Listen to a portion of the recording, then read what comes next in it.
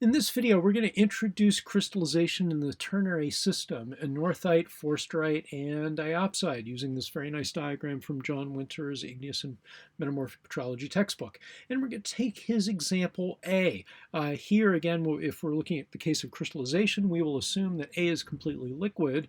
So you can think of A as standing above the top of the thermal surfaces that we looked at in a prior video, and as if it falls directly downwards in temperature, if it follows a vertical path, it'll hit those contours at the contour interval of at the contour of 1700 degrees centigrade. And once it hits that temperature of 1700 degrees centigrade, that's when the first little bit of crystalline forsterite material will form. Now, if we take a liquid of A and we start crystallizing forsterite from it, forsterite is going to pull out magnesium and a certain amount of silicon and oxygen from that liquid, and it'll force that liquid to change in composition. And it'll change by moving directly away from forsterite. So we can draw a line moving away from forsterite. And so this line here, notice that I have it connecting to the forsterite apex. A will move away from forsterite in this direction as we crystallize more and more forsterite. So what will happen is A will become more enriched in both anorthite and diopside components.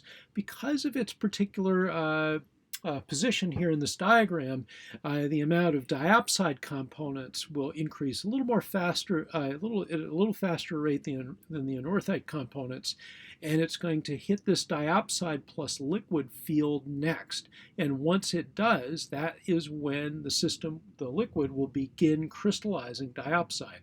How much diopside? Well, when it first hits that line, so you can imagine A just moving along that line, that's the liquid composition. The amount of diopside is 0 until it hits that point. So there's no diopside yet until we hit that orange diopside forsterite cotectic here. Once the liquid does hit that diopside forsterite cotectic, then we can draw a line that is tangent to that curve at this point, and this would give us the proportion of diopside and forsterite that would form. So once diopside starts crystallizing, the amount of diopside we're going to make is going to be a rather large amount. It looks like about 90% diopside to every 10% of forsterite that will form after it hits that cotectic. What temperature will it hit that cotectic? Well, we could take a look at the contours. Between 1700 and 1400 degrees centigrade, we crystallize nothing but forsterite. But below 1400, that's when we hit this cotectic. How far below 1400? Well, this cotectic here is at 1387. And so given that tie line, this is the binary, that 1387 is the binary eutectic point. Somewhere between 1400 and 1387 would be where this point would hit. This cotectic here goes from 1387, when there's no anorthite and we're just in the purely diopside plus forsterite system, down to 1270. So this little line here is indicating that that ternary eutectic here is at 1270 degrees. So all the points along that cotectic here, the diopside plus forsterite cotectic, are between 1387 and 1270. Well, we know that we're above we know that we're below the 1400 contour because we've passed it. Here's the 1300 degree contour here, right? There's the 1300 contour. It hits this anorthite plus forsterite cotectic there, comes back here, and then there. So we're between 1400 and 1300, somewhere below 1387, so definitely below 1400, but above 1300. The liquid will migrate down this orange curve. You can just follow the arrows. When the liquid reaches this point, it'll be at a temperature of 1300 degrees, still crystallizing only diopside plus forsterite. As it does so, it has to move away from both diopside and forsterite simultaneously, and that's what forces the liquid towards this eutectic. And finally, at 1270, when the liquid reaches the Ternary Eutectic, it will precipitate out anorthite for the very first time for this liquid. The system, like any other eutectic, will remain at constant temperature, 1270 degrees, until all of the liquid is consumed, and then we'll have a rock that is made of three minerals, anorthite plus diopside plus forsterite. How much those three minerals? Well, the rock will be the same as the liquid. We started with a liquid over here. If it's a closed system and we're not losing any of the liquid, then the rock will have a composition, a mineralogical abundance that will be the same as A. And so you could, here the contours no longer mean anything to us because those are just tracking temperature. For composition, this is 10%, 90% diopside right there. Backwards.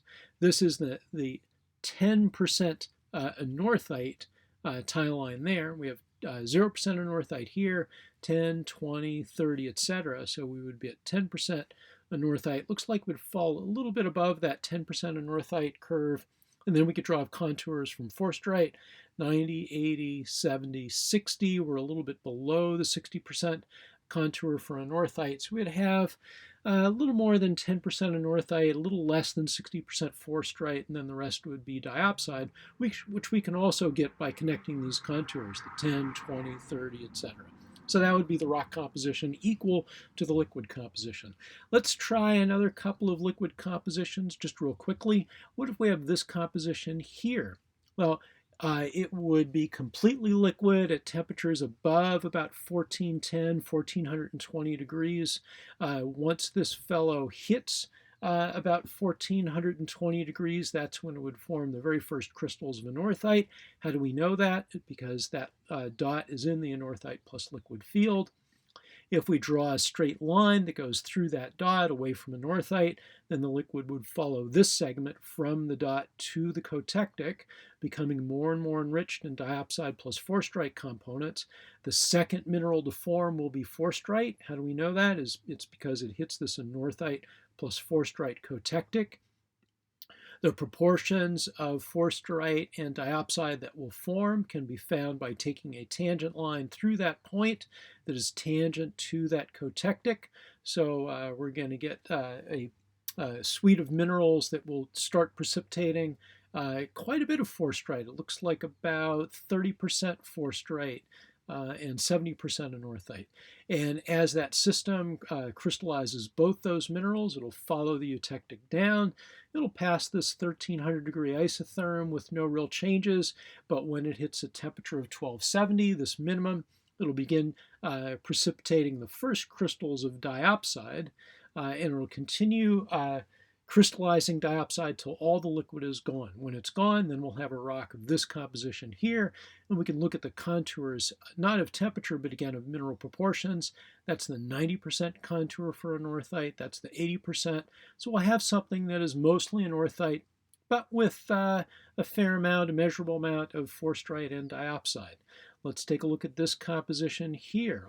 What is the second mineral that will form after forsterite? It's in the forsterite plus liquid field. It will cool to a temperature, if it starts out as a pure liquid, no other phases, it'll cool to a temperature just below 1500 degrees where the first crystals of forsterite will form. Well, what will be the second mineral? We can figure that out by taking a straight line through it. It looks like anorthite will be second. That's different from this case over here, A, where diopside was the second mineral to form. Anorthite will precipitate with, along with forsterite. The liquid will migrate down this path again to 1270 until the system is completely crystalline. And when it's all done, we'll end up with a rock of this composition, which looks like it'll be at about, let's say, 10, 20, 30, 40, 50. So that's the 50% contour for forsterite, a little bit less than 50% forsterite in the rock. And you can count the rest of those contours to figure out the amounts of anorthite and diopside. Let's take one last look at this fellow here. If we cool this fellow, at what point would that liquid become entirely crystalline? Well, this is the 1300 degree isotherm here.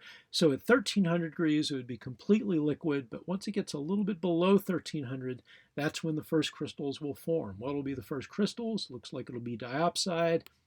and as it moves away from diopside, it looks like it's going to hit the anorthite diopside cotectic first. So in this case, anorthite will be the second crystal to form, and as anorthite and diopside crystallize together, that liquid again will migrate to 1270. All liquids, notice, will end up at the eutectic crystallizing at 1270 degrees, where whatever phase is missing from the first couple of minerals to crystallize, that last mineral phase will join the other two, and all three minerals at this eutectic anorthite diopside forsterite will crystallize together until the liquid is completely consumed.